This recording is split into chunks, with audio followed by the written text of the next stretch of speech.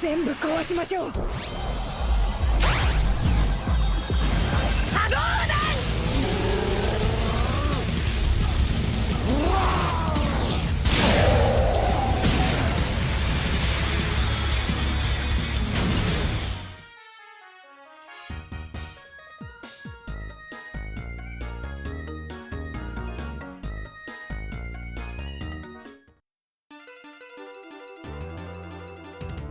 Hey everyone, it's Mark. This is my recap for Pokémon Journeys episode 86, Mega Evolution vs Gigantamax. This was the 1171st episode of the Pokémon anime, and apparently a slightly controversial one for some people. Not everyone loved the conclusion of this battle from what I've been seeing. This should be an interesting discussion then. Let's start off by breaking down the episode.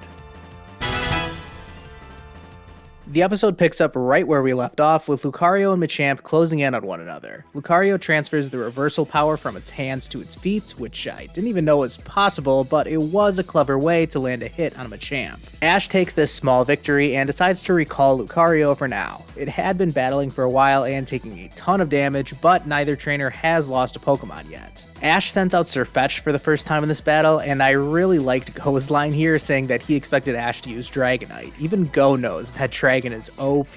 Karina seems to understand Ash's battling philosophy better though. She knows that Ash would rather use his fighting types against bees. The scene shifts to the announcer's booth where Leon basically tells the announcer to shut up and do his job, and I appreciated the fact that Leon didn't talk over this battle too much. I think they handled all of the extra people around the battle very well in this episode. Ash tells Sirfetch'd to charge in with a Fury Cutter, but first it has to block Machamp's Bullet Punch onslaught before landing a hit. B decides to recall Machamp at this point, and we finally get to see Sirfetch'd get its revenge against Hawlucha. Sirfetch'd offense is pretty ineffective as it misses a Night Slash, and even a new look Brutal Swing misses its mark. Eventually, the two birds meet head-on with a collision between Night Slash and Sky Attack, and, well, Sirfetch'd gets KO'd.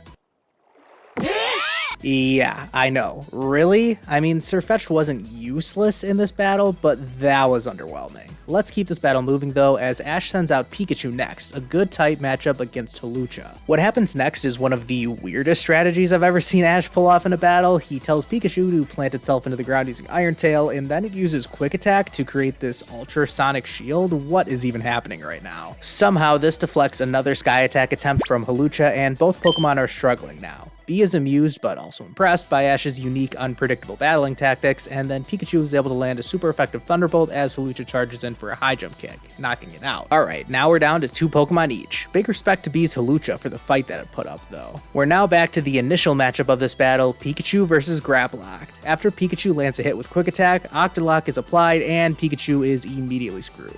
Ash tries the same tactic that he used to escape Octolock with Riolu back in episode 39, but B shows no mercy here, countering into a devastating close combat, which knocks Pikachu out. I may sound like I'm recapping this really fast, but seriously, these knockouts were coming thick and fast in this episode. It's time to slow things down though, as it's finally time for the Grapploct vs Lucario showdown that we've all been waiting for. Oh wait, Lucario meets a Liquidation with Aura Sphere and knocks Grapploct out. Okay, well that was not what I was expecting. I mean, Ash did say he was going to win with just one attack, so maybe I should have just believed him. Also, I did like this dramatic black zoom in effect that they used here. Now, as we all expected, the battle comes down to Lucario versus Machamp. The announcer reminds us that both Pokemon have taken a lot of damage so far, but this battle does finally last a little longer than the others in this episode. B, after saying some of the same cliche stuff that everyone says when they have an epic battle against Ash, decides that it's time to break out the Dynamax band, and we finally get eyes on Gigantamax Machamp.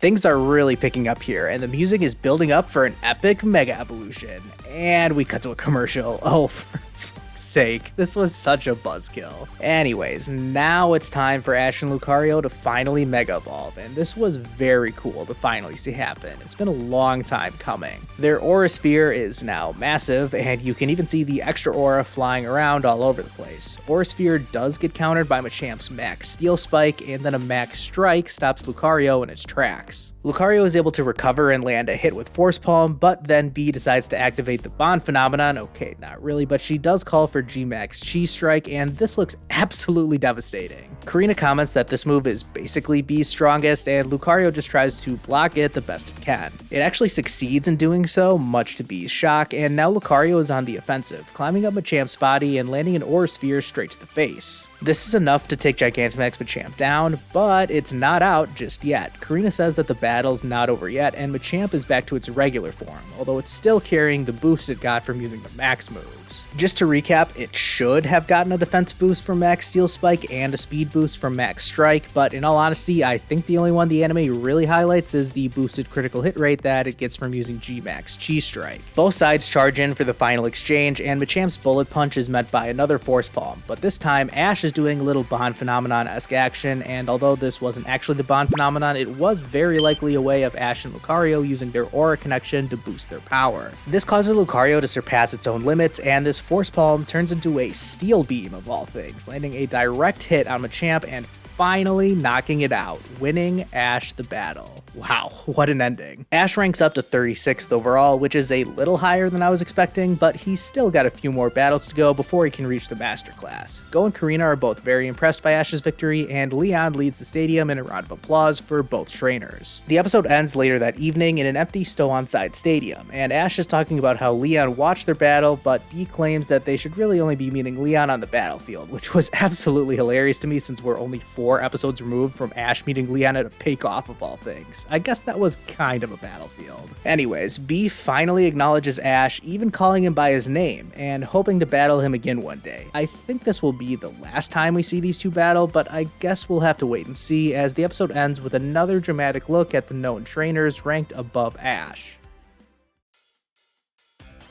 I'm giving this episode a 9 out of 10 rating. I feel like that's probably higher than most people have it, but I don't care. What other people think doesn't affect my enjoyment of the episode, and I really like this one. Was it perfect? No, far from it. That's why I ranked it lower than a 10 out of 10. What I will say though is that I gave the Faulkner episode a 9.5 out of 10, and ultimately I think I preferred that battle to the one we got in these last 2 episodes. I am actually really shocked that things ended up this way. I thought for sure that Ash vs. B getting 2 episodes would easily carry it to being the best battle in Journey so far, but there were a few things that I did not like in this episode specifically. Starting off generally though, just talking big picture about the battle as a whole, I thought the pacing was just off. In the first episode, we saw 0 knockouts. Sure, the battle only took place for about half the episode, and there were a lot of switches, but still. When you compare it to how quick every Pokemon except Machamp and Lucario got KO'd in this episode, it just doesn't sit right with me. Admittedly, there is something to be said about how the 5 different switches in this battle did build up the damage on every single Pokemon, meaning that we were probably destined to see some quick KOs. That being said though, Sirfetch'd had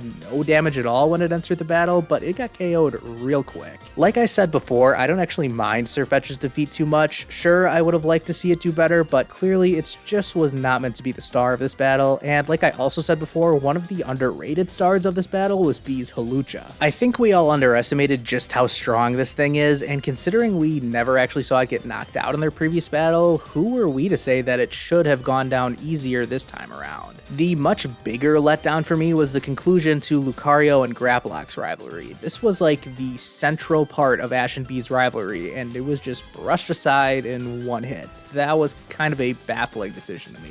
Oh well. As for the final showdown, that totally delivered. I wondered how the anime was going to execute a battle between Gigantamax Pokemon and a Mega Evolved Pokemon, and I think they did this exactly right. B's max moves did seem to be stronger than the offense Mega Lucario was dishing out, but ultimately Lucario's resilience was too much for it to get knocked out. It may just be Ash's best Pokemon ever in terms of being able to block or deflect opponents' moves, limiting the amount of damage that it actually takes. I was also totally surprised by Machamp reverting back from Gigantamax and still being able to battle. Up until this point in the anime, every time we've seen a Dynamax or Gigantamax Pokemon, the end of their time in a Dynamax form has coincided with the ending of the battle itself. So I thought we would see Machamp remain Gigantamaxed until it got knocked out. Of course, in the games, Pokemon can only be Dynamaxed for 3 turns, then they revert back to normal. I thought this game mechanic would just get ignored in the anime, but I guess not. After Machamp used 3 max moves, it took 1 more attack from Lucario, and I guess this symbolized the end of its 3 turns, and that's when it reverted back to normal, although it did still keep the stat boost, which was a nice touch. I could talk a whole lot more about the pros and cons of Dynamax Gigantamax, Z moves, and Mega Evolution in the anime, and I think I might just do that in a future video, so I'll save that discussion for later. Back to this episode though, I thought it was an epic conclusion to Ash and B's rivalry, and I do think this is the last time we'll see them battle. Having the extra characters around the battle added to the excitement, and even if I have my nitpicks with the way the battle went, I did still really enjoy this episode. Battles have always been my favorite part of the anime, so it's gonna take a lot more than this to actually affect my enjoyment of a battle-focused episode. Now, just to recap your responses to my poll questions real quick, the answers to who you all thought would win ended up being very close to who you all wanted to win, which I am not too surprised by. I thought Ash would win, but I went into this battle wanting B to take the victory, but in all honesty, I'm not really disappointed with this result. This does bring us past the two trainers that we were shown in that tease at the end of episode 65 of Journeys. I mean, I said all along that these silhouettes were just Vulkner and B and a couple of randoms, and now Ash's next Ultra Class opponent is a complete mystery. Let me know down in the comments who you think Ash will battle next. Alright, let's move on to what's coming up next. It looks like the next episode will be our chance to cross Glaceon off the list of evolutions that Chloe and Eevee are going to meet. I'm gonna be honest, not super hyped about the storyline right now, but I will be keeping an open mind going into that episode. That's always the best way to approach things in my opinion.